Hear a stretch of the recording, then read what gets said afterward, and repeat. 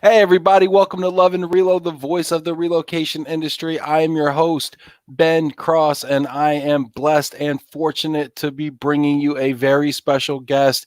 He's a friend, he's a hoot, he's smart as all get out, and he's going to keep you safe.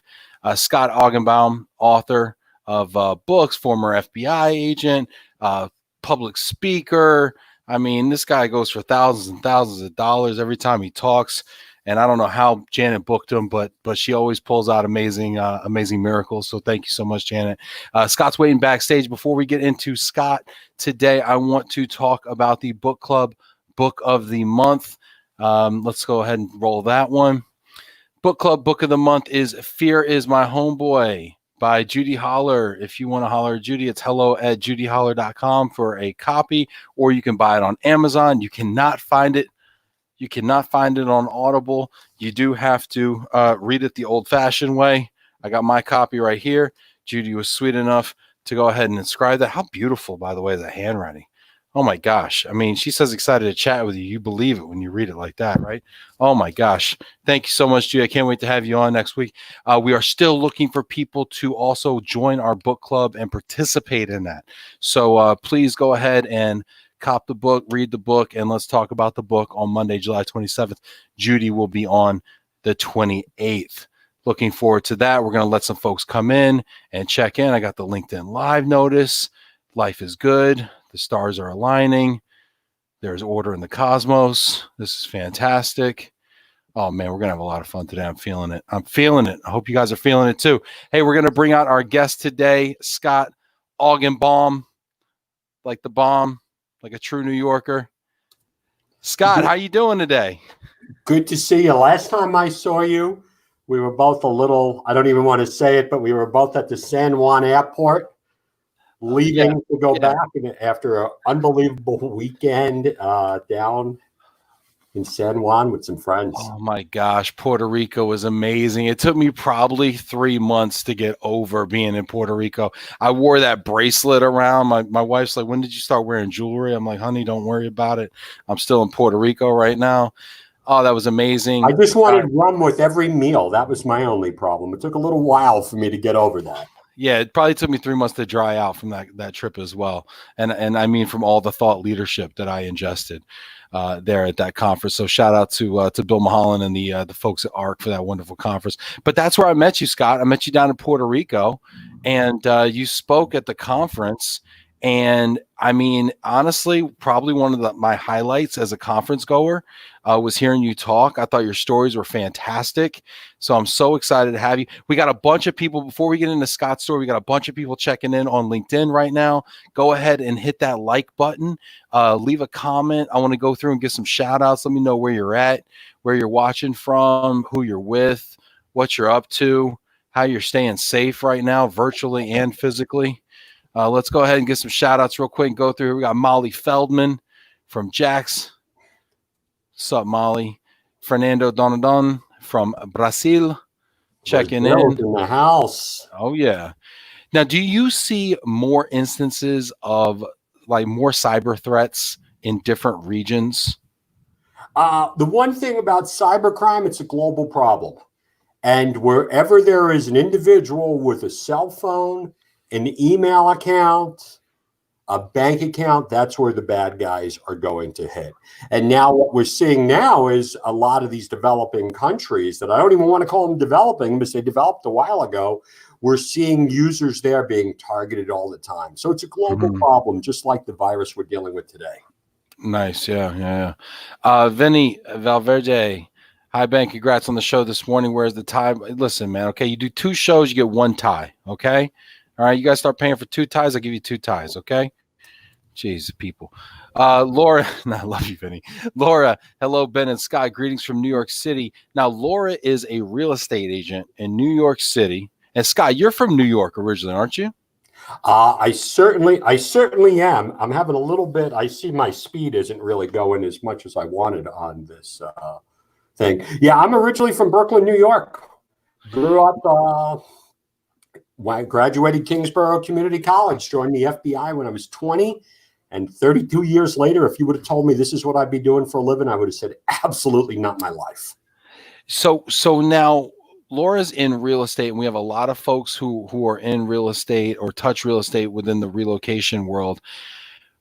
What do is there are the threats different for realtors and people in real estate? The threat hits any industry, but in my career with the FBI, it broke my heart. I dealt with fraud in the real estate market all the time. That was the big thing that I was talking about when I met you at the conference, because the cyber criminals are going after realtors.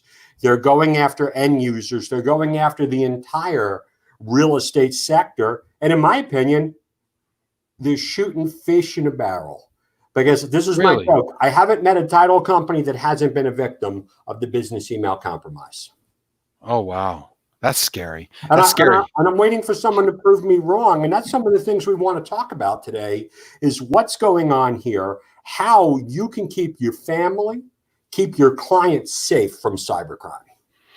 Well, I think it's good that you're talking to us because we have this very gullible gentleman checking in right here. It turns out he's got a rich Nigerian uncle who actually turns out to be a prince and came into a lot of money. And Mr. Bill Mulholland, I think, is about to go reach out. Is there anything Bill should know before he clicks on that email? Bill made me sign a non-disclosure agreement for all the times that I had to bail him and his company and his beautiful family out of trouble. So he did a great job. I mean, there was a lot of animosity between Bill and I since when I met him when he was 23, 24 years old, driving an old broken down van. And he did my crown molding, and he really didn't do a great job at it. So, okay. Tell us the story. Tell us the story, though. All kidding aside, this is about cybercrime. This is about me. This isn't about Bill. Well, all right. People know Bill. People know Bill. And how did you? And that's how I know you. So let's really quick talk. One of my favorite pastimes is talking about Bill Mulholland. So tell me your Bill Mulholland story. How did you guys meet? And where was he in life when you guys met? I was with the FBI. I was in Syracuse, New York. I was going through a transfer. Okay. And we all know the transfer is the most stressful thing that you could ever possibly deal with in life. Yep. And I got on the phone with him. His dad was a former FBI agent. His brother was a Secret Service agent at the time. We kind of hit it off. And one of the things that I said is, hey, I'm going to Virginia. I don't know anywhere. Where do I move? What do I do? Who do I get my mortgage with? And that's a whole nother thing, because he put me in touch with this Eddie Hernandez guy. I don't want to go there with Wells Fargo. Eddie, also another good friend of mine, too. But Bill really hooked me up and took care of me and made that thing. And he was also doing crown molding at the time, too. On the side. Yeah, and he did my crown molding, and then he hit my beautiful Maureen up with an upsell on the I don't even know what the Bill, you got it. Bill, what's up? What's the deal with the crown molding, Bill? You never gave me a quote, man. I got some needs, man. What's it called? The chair railing and that kind of stuff? Oh yeah. The wainscoting. Yeah. Look, Bill, I need some crown molding up there. I got a drop ceiling, but we can really class the joint up a little bit of crown molding, I'm just kidding. No, we're not kidding. We can go. We can spend this whole show. I don't really care. We can just spend the whole show talking about Bill. That's I know great. Bill would love that. But Bill started his company, and he had a great service. And I actually had a chance to see it from the ground floor. And I was introducing him to other FBI agents. I was able to speak with my heart, because people do business with people they know, like, and trust. And Yep. Bill took care of me. And I was like, hey, you got to deal with my buddy Bill. He's doing this great program. It's on the rebate. So I had an opportunity to see him go from a guy who was doing crummy crown molding until a guy who's running an unbelievable company. Yeah. And if I didn't love him, I wouldn't be making fun of him to this Yeah. That's how New Yorkers are. That's how you know a New Yorker likes you, when they start busting your chops, right? That's great. We got John Ford. Speaking of which, he's a Jersey guy. John Ford checking in for Southern New Jersey. Tim Quirk checking in from Western New York. Hey, Timmy, how you doing? Sandra Clary, great and always scary topic. For sure. I would love to hear your cybersecurity questions. Scott is an expert, and he's seen it all, done it all. So ask those questions. We'll get to all of them. Beth checking in. Hi, Ben and Scott. Always interested in what Scott has to say. Thanks. We got Michael Quigley. Ace is in the house. Michael, you've been on both shows I've been on today, Michael. I think it might be time for you to get to work. I don't know. I'm just saying. Janaina, hey, Scott and Ben from Rio de Janeiro here. Yeah, man, we represent Brazil, man. I'll tell you what. Zenaida, hi, Ben and Scott. This is fantastic. Janet's asking about real estate. Jenna Sanders. All right. Okay, so we got a question here. All right, so I'm currently working to implement security awareness training for our employees. Scott, is there a specific training you recommend? I really am not. I'm working on a project right now where I'm building out a training program, because what's the deal? Even when I was with the FBI, we had a training program. It was boring. It didn't keep my attention. We're talking about a topic like cybercrime, where you think you could actually go and tell people, hey, don't click on a link and you're going to be okay. Well, I've been telling people the same stuff for decades, and the problem keeps getting worse. And that's one of the things that I'm working on right now, is trying to change individuals' behavior. And my technique that I do when I'm going out and doing these live trainings is, if I can get with the C-suite of an organization and I can explain to them why they need to really pay attention to this at home, they're going to take that and they are going to implement that in their organization. It doesn't go the other way around. One of the topics we're going to talk about is two-factor authentication. Let me get a show of hands here. Let's make this a little interactive. Let's do a poll. Let's do a poll. How many people here are using two-factor authentication on their LinkedIn account? Ooh, on their LinkedIn. Janet, can we do a poll? Can we just do one on the fly, Janet? I don't know. Maybe not. All right. Put it in the comments if you do two-factor authentication on your LinkedIn profile. Okay. So let me explain why that's so important. Yeah, please tell us while they're putting these in. Everyone's going like this. First of all, what's two-factor authentication and why do I need to do this? Yeah. Now, if you don't realize that the bad guys, if they would steal they would take over. Because let me ask you a question, Ben. All of a sudden, I get access to your organization's, let's say even Facebook account. Mm-hmm. And I steal username and password. I'm the bad guy. I log into your account and I send a message out to all of your customers. Think about this. On your business social media, and I go, for being such a great friend of mine, I'm going to, because I love you. And they what do they do? The heart, the old guys. They do a little heart. Old guys can't do that. I was watching something where I saw it.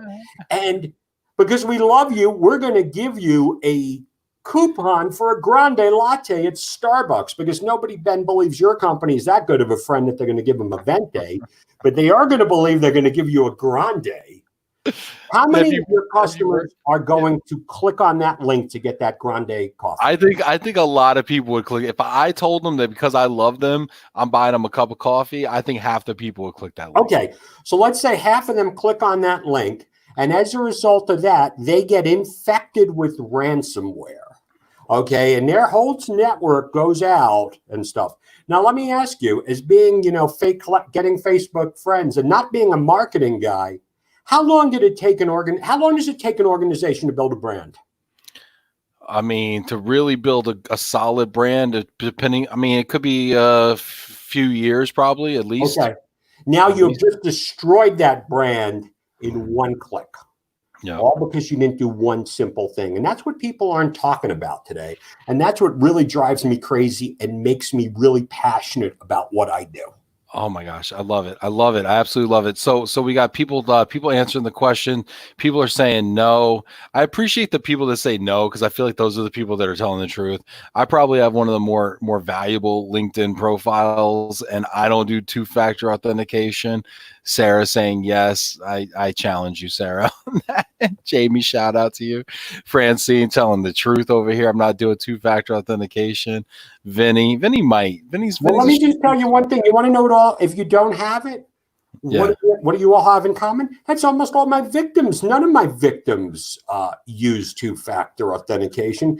And that's kind of why I do what I do now, because it's empowering individuals to make the right choices to keep themselves safe. Okay. So what the hell is two-factor authentication on my LinkedIn profile look like? What does that even look like? You said that, Ben. You said that like a New Yorker. You went, what the hell? Yeah, I mean, the two-factor authentication is a second form of authentication. So if the bad guys steal your username and password, they will log right into the account. However, if you go to the security settings, and there's a great website that's out there, and I'll give it to you, users. We'll talk about this in detail. I'm going to stick around. I'm going to make sure everyone does this because I don't want you to be a victim. But what happens is you go to the security settings, you look for where it says two-factor authentication, and you're going to do something as easy as checking a box and saying implement. Now, let's start out with this with your cell phone because that's the easiest way to explain it. It's going to ask you to do something you're not going to want to do. It's going to ask you for your cell phone number. You're going to enter in your cell phone number. You're going to log off. And then as soon as you log in, again, you're going to have to enter in your username, your password, and then a screen's going to pop up and it's going to say, please enter in your random 6-digit code. Your cell phone is going to get a text message. You're going to pick it up and you're going to enter it in. And then it's going to say, do you want to remember this device? And you're going to say yes.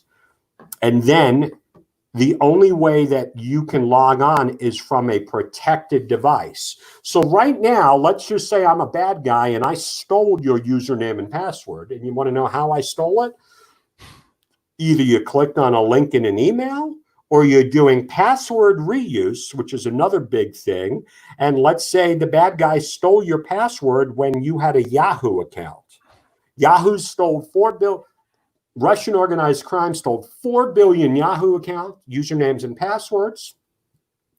Yahoo told everyone to change their username and password, and let's just assume all 4 billion people did.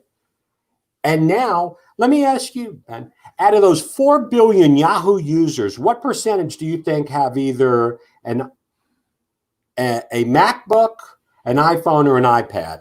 Well, take a guess. What do you think? 85%. Let's just say for this example, it's 10%. Okay. What's 10% of 3 billion besides a lot? 300 million. Out of those 300 million people, I can guarantee you, is it 300 million? Yeah, I guess it is 300. I guess it is 300 million people. Out of those users, I guarantee you 99.9% of them say, I got nothing to worry about because Macs don't get viruses. Well, I got good news. Macs don't get viruses. However, the bad guys don't need to write a virus for the Mac. They bank on the fact that 60 to 70% of the population is using the same password for multiple platforms. Hold on a second. I see Ben just looked up into the left, which means he's guilty. Okay. Don't be using your FBI wizardry on me. Okay. I don't do that. I don't know if it's left or right. But just think about that. Now the bad guy steals those passwords. He logs into your iCloud account. And if you don't have two-factor authentication on that, what can the bad guy do if he logs into your iCloud account? What does he get?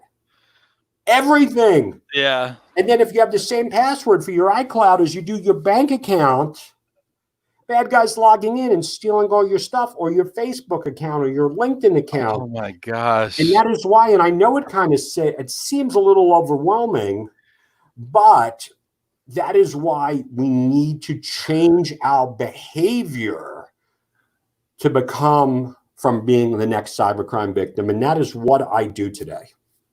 Yeah. I mean, oh my gosh. I mean, do you feel like you scare the shit out of people every day? I mean, do you feel like? I mean, do you take? And let me this is just between me and you. Nobody's paying attention to us. Nobody cares about this. I love doing it. I knew you were going to say that. I feel like you relish. I don't. That's why I do what I do. I wrote a book about this. I go around the country. Listen, let's talk about how much money you're paying me to do this presentation today, Ben. Come on. Oh my gosh. Vinny says, what about the person has the same password for multiple accounts, just asking for a friend up and to the left? Oh my gosh. Sarah D. David, I have two-step for anything that offers it so easy to set up. Love you, Sarah. That's great. Yeah. And we're going to walk through some of these types of things. Lies we tell on the internet, Sarah. Okay, sure you do. I'm just kidding. I'm sure. You know, but I can't tell you how often that I am going to, and we'll get to that in a second. I can't tell you how often I sit down with C-suite executives, and I do training for the C-suites, and I've done some Fortune 500 companies. I've done some really small organizations. And when I'm mentioning because how do you change behavior? You got to get people out of their comfort zone. So if I came over here today and I did when I used to be in the FBI, and I go, "Hi, I'm Scott Augenbaum, FBI agent. I make uncomfortable eye contact. Don't do this." Nobody listens. But if you can reach through the screen and be able to explain to all these people who are officially paranoid that, let's just say this young lady here, if I go in here and I get access to your LinkedIn account and I make some very, very insensitive comment on LinkedIn to all of your friends, what is that? And everyone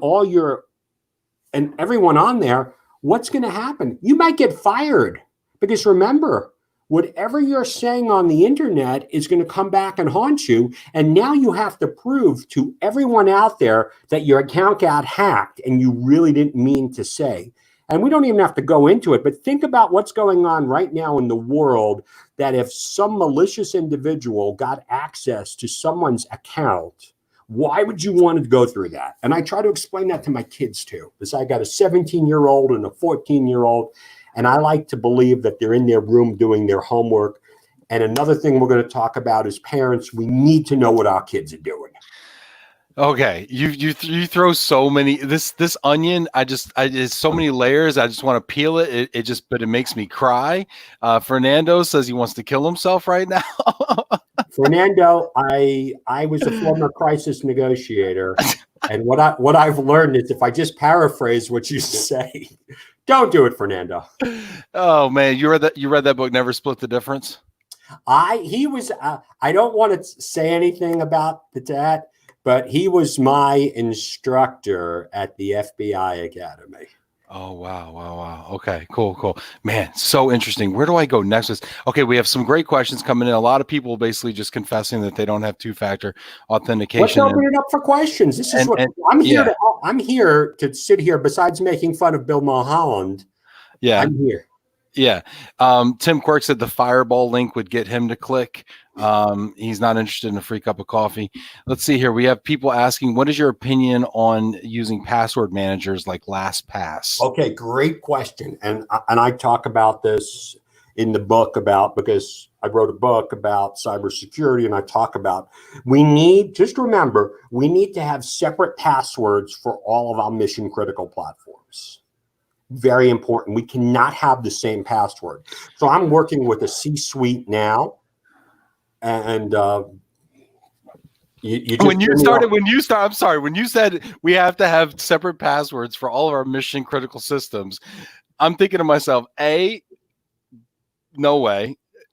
And B, Ben, you heard me speak before. I know, I was drinking, Scott. Okay, and then the second one is, can I write all those down on an Excel document labeled password? Well, and okay, I got to go tell these stories again. Please tell the stories. Let me tell you, we need to have separate passwords from mission critical platforms. Okay. So let's think about this in our personal lives, and we're going to talk about the password manager.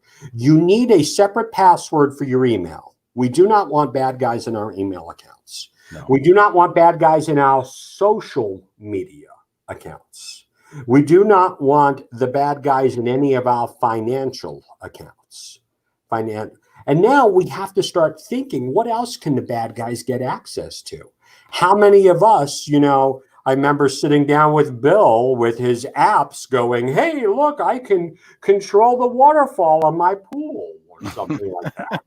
But what happens if the bad guy steals your username and password for your air conditioner or your heater? Just think about how many of these commercially available products are on the market right now. Think about if you have Life 365 where you're keeping track of your kids. Do you want the bad guys to be able to figure out where you are? And that's a real self-discovery aspect in my training that I do, because what I end up doing, and I'm working with a C-suite right now, and they're going through this whole entire exercise with me where I gave them an assignment to go home, figure out what do you have in your house that if the bad guys would steal it would cause you harm. What about your Ring doorbell? What about the security cameras in your house? So now once we figure that out, now we go back to work and we start looking at all these different cloud-based platforms, and especially in the real estate sector, everybody, what is the most important stuff that you have and where do you have it? Maybe it's in your customer relationships management database, your Salesforce. How many of us are paying things, our employees, with ADP? How many different things do we have? And that's a discovery. And if you do it at home, because here's what I want to tell you. Bad guys steal your stuff at home, it's a bad problem. Now, if I can get you to do what I'm telling you to do at home, you're going to do it at work. So now that's why we have to first identify the mission critical accounts, and second, set up good passwords for it. So go ahead. Sorry, Scott. Go ahead. But on the password manager, what does it do? It stores all of your passwords. Okay, so there are some really great products out there like LastPass or Dashlane, and they store everything in the cloud. So what does that mean? You log into a website. What do you think then happens if I steal the username and password for a password manager? What do you think I could do?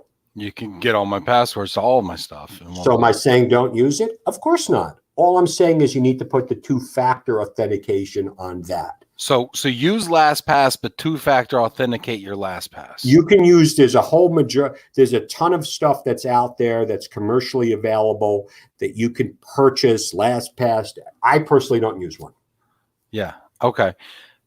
Wow. Okay. Mind blown. Laura says, why real estate? So she's kind of going back to the real estate thing. And I think that's important. And I think it's really pertinent. We got like 30 people on LinkedIn watching right now. Go ahead and hit that like button, by the way. Hit that heart for Scott. Let him know you appreciate him. I can't see the heart, so it's okay. He's an FBI agent. He has no heart. No, but please, what is the real estate angle though? Why? Okay. How do we protect ourselves? Real estate, title. We got mortgage people watching. All right. Here's a great story, so we can sit back and do it. Have a young man. He's 26 years old. He saves up a down payment. He has $50,000 for his down payment for his house. He's communicating with his real estate broker all the time, who doesn't use two-factor authentication. That real estate broker is dealing with the title company, who also doesn't have two-factor authentication. So we have three people in this chain, maybe more, who are on what I like to call an open email system. And we're going to explain what I mean.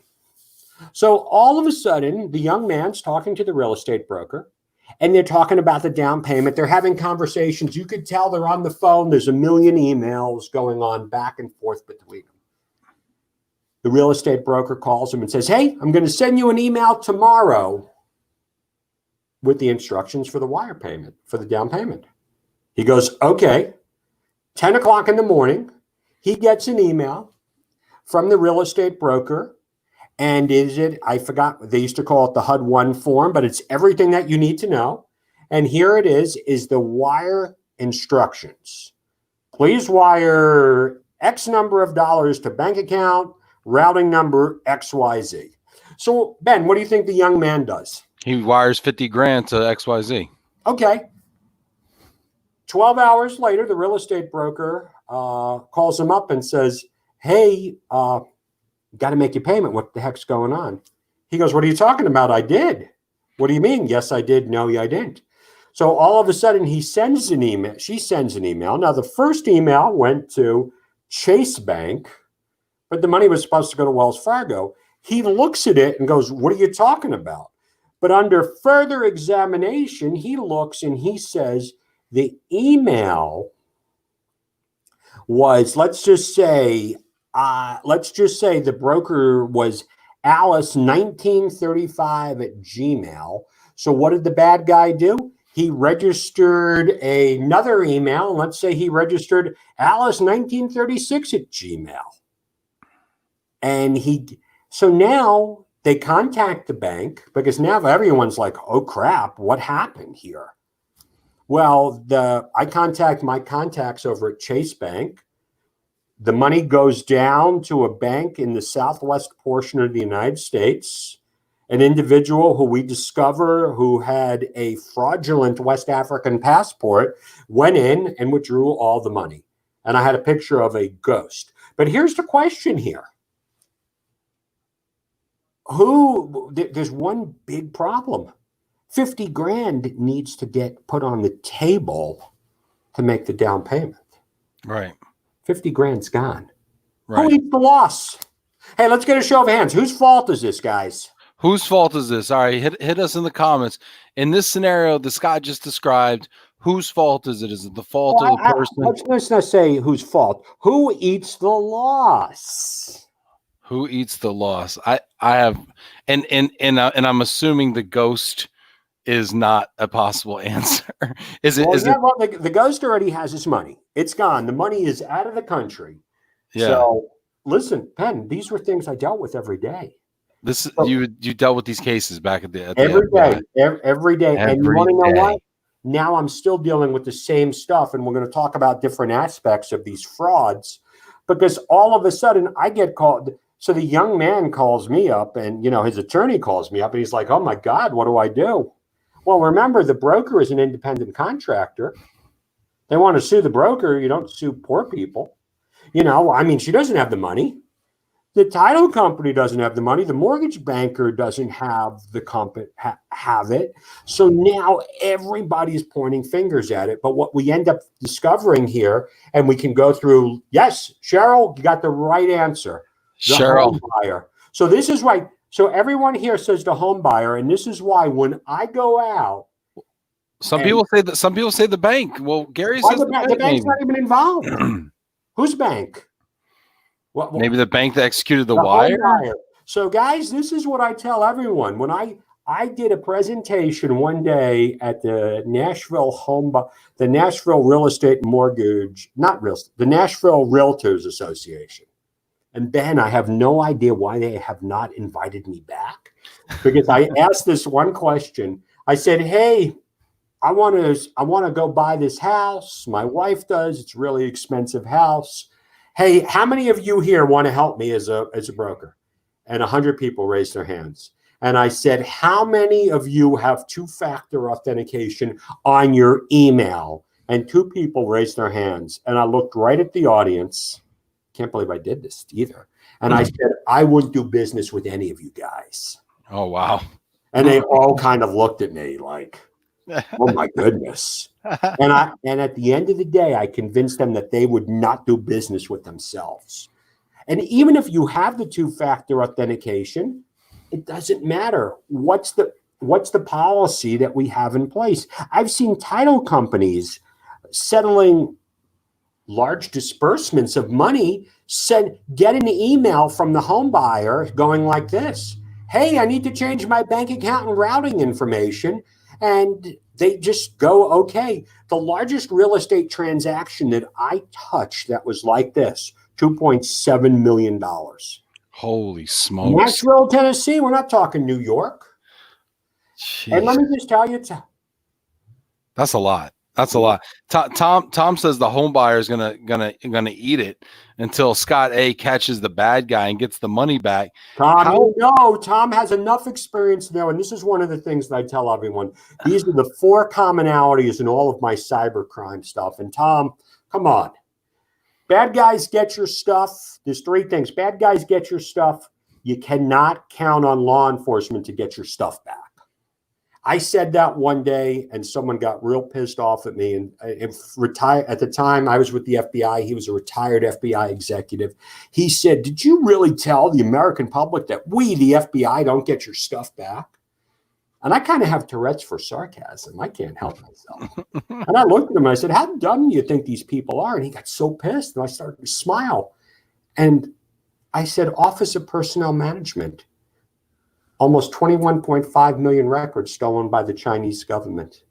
Home Depot, Equifax, Blue Cross Blue Shield, Sony, the list goes on and on. Almost 4 billion pieces of information stolen.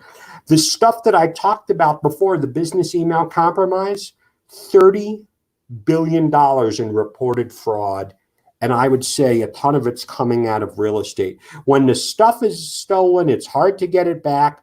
Putting the bad guys in jail is very, very challenging because the bad guys are located overseas. So let me ask you, how does that make you feel when I tell you that bad guys get your stuff, you're not getting it back? And the chances of law enforcement putting the bad guys in jail is slim to none. How does that? I want to kill myself. I'm glad. Great, Fernando. But then, how does that make you say? How does it makes me terrified? It makes me like it makes. You want to know what it makes me? What? It makes me depressed. Yeah, it makes me feel like I'm in the wrong line of work. To be honest with you, you tell me people are walking away scot-free with millions of dollars of people's hard-earned money, and they're not getting brought to justice, and there's really no recourse around it. But let me tell you that 90% of what I dealt with in my career could have been prevented if individuals and organizations would just do what I tell you to do, which I wrote about in my book, and this is the training that I provide. And it's not about buying, because the cybercrime problem is going up from a $3 trillion problem to a $6 trillion problem. But we're spending more money each year on keeping ourselves safe. What does it mean if we spend more money to keep ourselves safe and the problem keeps getting worse? We should buy your book. No, don't show it now. No, not now. It means that we're not doing it right. We're not doing it right because 90% of what I spoke about could have been prevented. Now you can put the graphic up. There we go. Okay. So buy the book, The Secret to Cybersecurity. Hold on. Now, if you want to read a good book by an FBI agent who put a lot of bad guys in jail, not my book. Tom O'Connor, who's on here, should be writing a book. Now, that's a guy who put bad guys in jail. And if you're looking for a tell-all book about the current climate, not my book. Now, let me ask you, between me and you think I'm doing a good job selling the book now? I think you are, because people think because you're honest, because people like you, they trust you, and they want to do business with you. But this is why I wrote the book. I wrote the book because it broke my heart that during my career, I had to interact with all these victims. I couldn't get their money back. I couldn't put the bad guys in jail. And but I never had the time to put my arm around the subject, around the victim, and say, hey, this did not have to happen. And I wrote an entire chapter on real estate ripoffs. When I started as an FBI agent in 1995 in Syracuse, New York, if you'd asked me to describe the role of an FBI agent, I would say it was really easy and simple to do. There were bad people doing bad things to good people, and I worked with state and local cops, and we put bad guys in jail. What a fun and exciting job for a 27-year-old kid from Brooklyn, New York, a gun, a badge, a bulletproof vest, playing cops and robbers with my friends. I got into the cyber world in 2003 because the FBI formed a cyber division at FBI headquarters to deal with this emerging threat. And all my friends made fun of me. They all were like, this cybercrime stuff is going to go away by 2006. And I spent about, that was it. We were chasing. What did they think? Like antivirus software or something was going to eliminate it or something? It didn't explode the way the FBI at least was forward thinking enough to have the resources in place. But I didn't join the FBI to work cybercrime. I worked the FBI to put bad guys in jail. But once I got to Nashville and I spent 11 years there, it was Groundhog's Day. Every day I was dealing with victims. Every single day it was the same story. It was either a title company got ripped off, or a retiree sent the money to the wrong account, or a young child was victimized by a pedophile. And one of the things that I figured out was almost 90% of what I dealt with could have been prevented. So that's what drives me to go over here and to do what I do, because I have a very passion-filled life because I'm doing what I love to do. So I got to ask, Molly asked a great question here. And I know that it's hard to catch a lot of these guys because they're out of the country. But can you tell us about maybe a bad guy that did get brought to Oh, justice? there was so many of them. I mean, the FBI does an amazing job of bringing bad guys to justice. And we have extraterritorial squads. Tom O'Connor, who worked in Washington field office, was one of these guys. They were going overseas. They were bringing these bad guys back. That's what we do as investigators. We connect the dots. We bring these bad guys to justice. But at the same time, even when we do bring these bad guys to justice, does the victim get their money back? No, the businesses are destroyed. And so often, and I really don't go into that a lot. I mean, I read the stories. I get so excited. Just the other day, the FBI brought this big cyber criminal to justice who was involved in the business email compromise. This guy was running multi-million-dollar frauds. He had an Instagram account with all of his Bentleys. And I mean, and everybody was giving ourselves high fives. I was reading about it in the paper. Look at this great job. Until I talked to a buddy of mine over coffee who just tells me that there was a business email compromise on a major enterprise. Because think about this, the organization was paying their insurance premium, and the person who was paying it got an email from the broker saying, hey, we made a mistake with your premium payment. We overcharged you 3%. Here's the new payment information. And also, by the way, we just want to let you know we changed our bank too. So what happened? Company wire transfers $2.7 million to the bad guy's account, which ends up making its way back to West Africa. We did take a guy down. I mean, there was a couple of guys celebrating that night because we arrested a cyber kingpin. And that's why I focus so much on the prevention side. All right. So speaking of prevention here, Elena's got a question. Is it worth getting an insurance? Because I'm hearing about companies, even in our space, right, who are victims of these scams. I mean, I get fake emails coming in, and then we get the guy from IT says, don't click on the link, It's like one of these days, one of these pucks is going to get past the goalie over here, okay? But it's not always clicking on the link. Ben, and I just we're so trained to do that. But remember, we're not going to get an email necessarily from the cyber criminal setting up an account. We're going to get an email from somebody we know and somebody we trust. We're going to get an email from one of our vendors, our third parties, and they are going to direct us to do one thing: change bank account and routing information on a payment.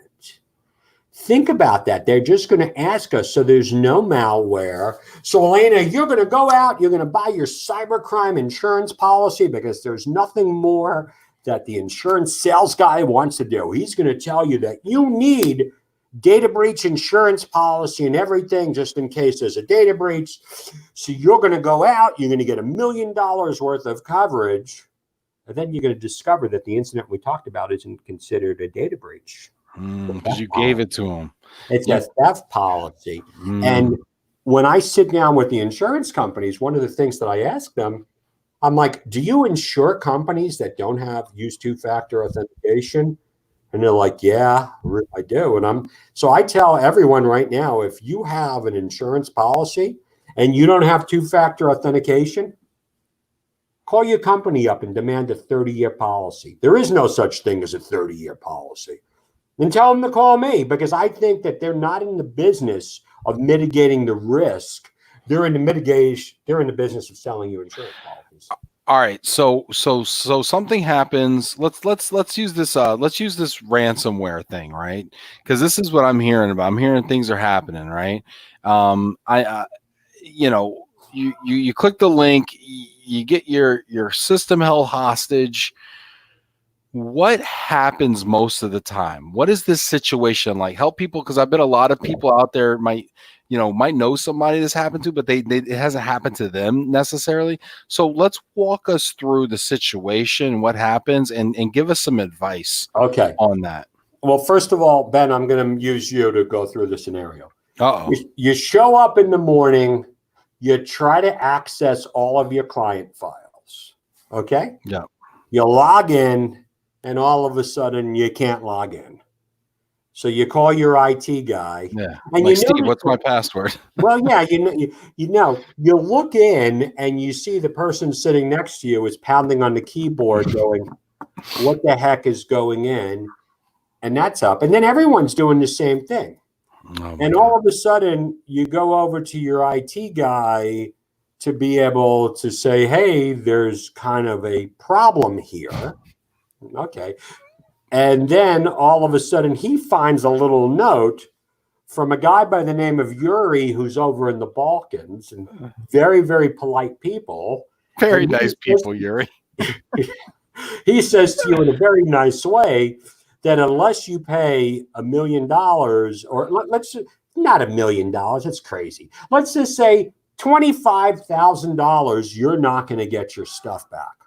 Well, your IT guy goes, huh, who did this Yuri guy think he is? I mean, I'm the IT guy. I know how to do everything. I'm just going to go over and I'm just going to install our backups here. I'm going to show. So I'm going to tell Yuri to go pound sand. Okay. So he goes to get his backups up and running. And all of a sudden, he discovers that the backups have been encrypted too. So let me ask everyone here. Here's another poll question. How long can your organization survive without access to your information? How long could this is interesting. In days. No. Could be hours. Could be hours. Think about it. Okay. In days or hours. What if you're an e-commerce? What if you're an e-commerce site? Yeah, like Amazon. Or even smaller. Just think about how many of us have e-commerce businesses that are up and running. How long can an organization survive without access to your information? And when you say information, you mean like your CRM, like your email, basically anything on a computer? Think about all of your data that you have in-house. You cannot access. Okay? Think about your client files. Think about your bank accounts. Think about your payments. Think about this if you're a doctor's office.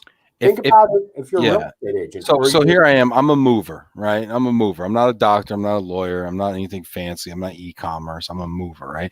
Fortunately for me, we got these fancy this fancy technology over here, Scott.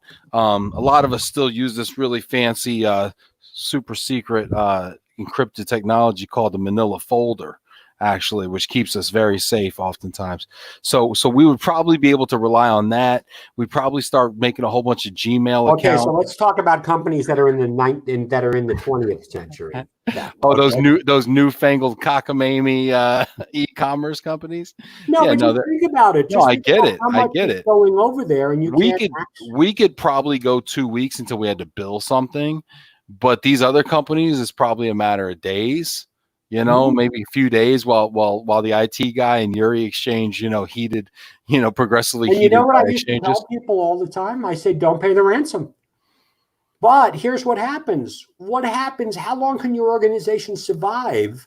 And I would sit with organizations that would be on their last leg. And just think about it. I've dealt with a CPA firm right before tax season, right before April 15th, got ransomware, or a doctor's office who had patient file. Or just any other thing. I've seen companies that are high-tech companies that are working on research and development and patents. And here's the thing. If the bad guys can get ransomware on your system, they can steal your information. Now, just think about it. Think about your client files. Think about what you have as your crown jewels. So do you pay the ransom or not pay the ransom? Well, you don't have to pay it. You can go out of business. It's okay. It's your choice. But I mean, that's what you're talking about, because your IT guy is never going to unencrypt. He's never going to figure out Yuri's. Well, Yuri might be, using something like there's lots of firms out there that are saying, hey, we can decrypt your information if it's a known variant. But all the bad guys do is change one or two, and we're getting killed right now with ransomware. That's why we got to know, where is our information? How do we back it up? Are we taking steps to prevent ransomware from getting on our network? Large enterprises can figure this stuff out, but it's very challenging for the small and medium-sized businesses to do. So what are we saying? Go out and spend a ton of money? No, educate yourself. Educate yourself, figure this out, know what is your important stuff. Figure out today, if you're the owner of this organization, what do you need to make sure is backed up and backed up off-site? And now test your backups. So when you say backed up offsite, I think that's because in your scenario, they had a backup and they went to restore the data with the backup, but they found the backup had been compromised. But the backup was on the same network. It was sitting on a server in the same place. So the bad guys hacked into the computer, moved laterally, and they got the information. And there's lots, and without boring people with details, your IT company, sit down, talk to them, and ask them, how are you preventing me from ransomware? And how are you preventing the theft of my information? And that's why I talk about this in the book, to really go in and to empower the user, because what I don't want anyone to do here today is to lose hope. I joke a lot. I scare the heck out of you. And I said I enjoy doing that. But what I do is empower people, because if I was able to take what I've learned with the FBI and go back in time and give my book to all these victims, and I've dealt with over 1,000 people, I think I could have saved most of them from becoming victimized. Scott, you seem like you really love what you do. You have a tremendous passion for it. It comes across, you're exuberant about it, you're knowledgeable about it. You seem like you really are in the zone in your career, like you found that thing. And you sent me this diagram that I've been looking at, and it's just I'm fascinated. It's probably just the pretty colors, but I'm fascinated by this diagram. Let's see if we can can I scoot to the side here? Maybe we can kind of sidestep this thing like this. And I think it's called Ikigai. And if anybody speaks Japanese, please feel free to correct me in the comments. But you sent me this right here. And Scott, how is this kind of sum up your philosophy, or what does this mean to you? Well, I'm blessed. I spent 30 years with the FBI. I got a great pension, greatest organization in the world. I loved to be an FBI agent. But people say to me, do you miss the FBI? And I go like this, no. And they go, why? I go, because I consider my life to be like a passion project, because I found this a while ago, and it said to really get fulfillment, you have to figure out this one place in the zone where you want to be. Mm-hmm. And what are the things over here? What you love. I love sharing what I've learned with other people to keep sure. What you are good at. Well, I like to think I'm good at presenting, but I probably drove half of your listeners off today. I wasn't going to say anything. Yeah, no. And what the world needs. Just think about it. Think about what I do now. Does the world need this? Yes. I don't say, and what you can get paid for. And if I would have told you that when I retired, I've turned a very lucrative business development job down because it wasn't what I decided I wanted to do.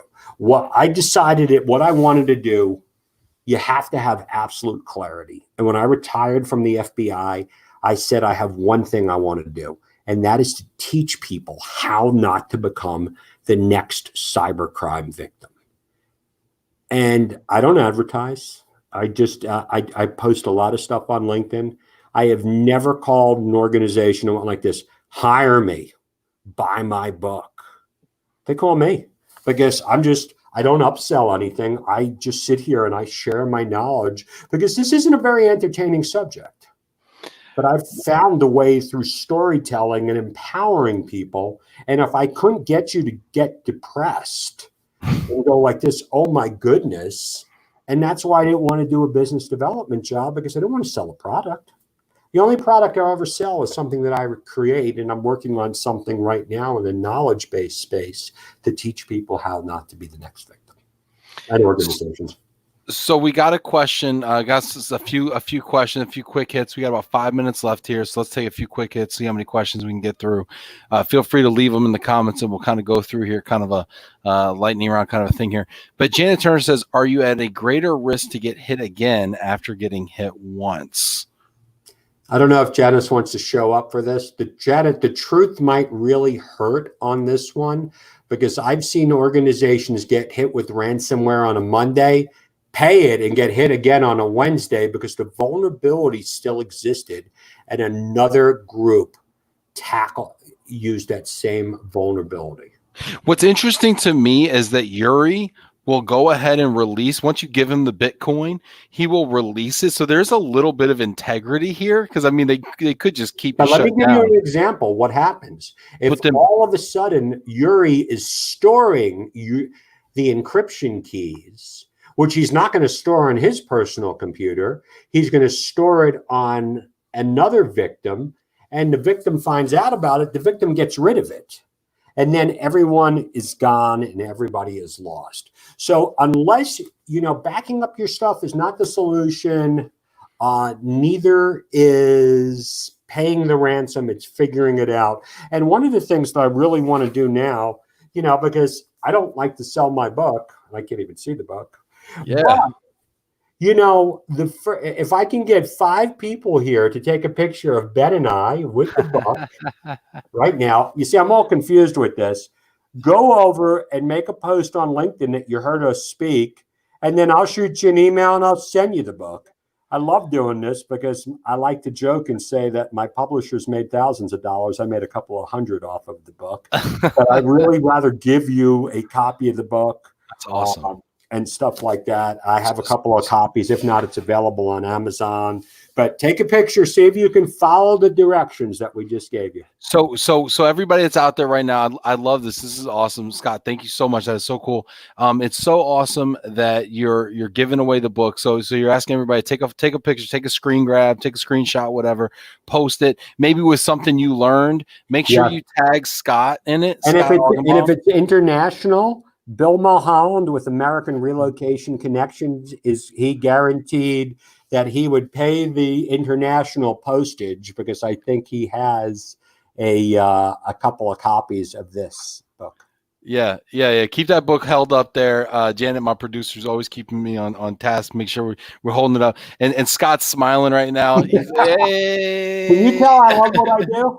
I'm Yeah, having way too much fun. I love it. This is fantastic. People are really digging this right now. Molly's gonna go hide under her. Under your bed. I will give you this book. Molly, send this. All right. I love it. This is fantastic. Vinny Valverde, love this. We must find meaning, fulfillment in what we do daily. That's fantastic. Tammy says, Maybe thanks. You get a book too, because anyone who's says that I drove them to almost want to kill themselves, I'm gonna write you a message with the National Suicide Hotline number in it. Oh my gosh. Oh, that's so morbid, but yet so funny. Francine, my book talks all about passwords, so you better get it. So besides password, okay, what is the worst password? You can Google that. I mean, okay, the passwords are bad. Let me just explain to you. Let's just sum this up right now. I mean, okay, you can email 90% of the attack vector. I need everyone here to think before they click. Become a human firewall. You're going to get an email, not from Boris Badnoff at cybercriminal.org. You're going to get an email from somebody you know and somebody you trust, and they are going to ask you to click on a link. They're going to ask you for your username and password, or they are going to ask you for sensitive financial information. Think before you act goes with think before you click. The next thing we have to remember is we need separate passwords for our mission critical accounts. What are our mission critical accounts? This was the homework. This is what I want you to do. Where is your information at home? Where is it at work?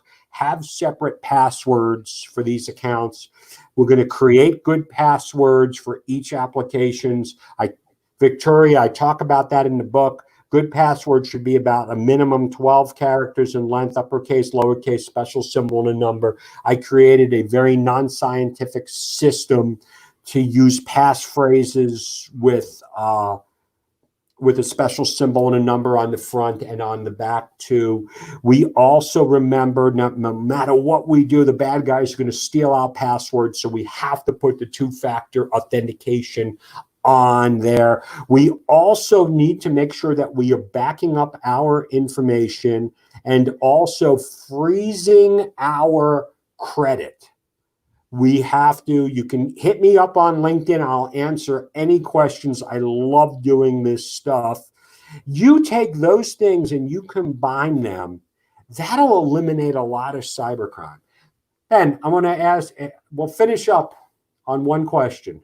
How much money does anyone need to go out today to spend to reduce 90% of the risk? $0. You don't even need to buy my book. Just take a good note. You're fine. Yeah, that's it.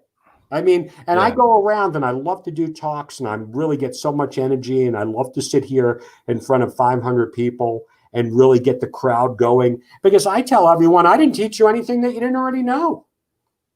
I did not teach you anything you knew. My job is to empower you and to give you the tools to make better decisions. I love it. I love it. This has been Elizabeth, fantastic. we're going to help you with that. Hit me up afterwards. I'll answer any questions about anything that I do. Rory, no, you're not screwed. It's easy. I mean, this is not, there's only one thing that I don't talk about in my book, computers. It's not about the computer. It's about your behavior. Well, people are already posting everything.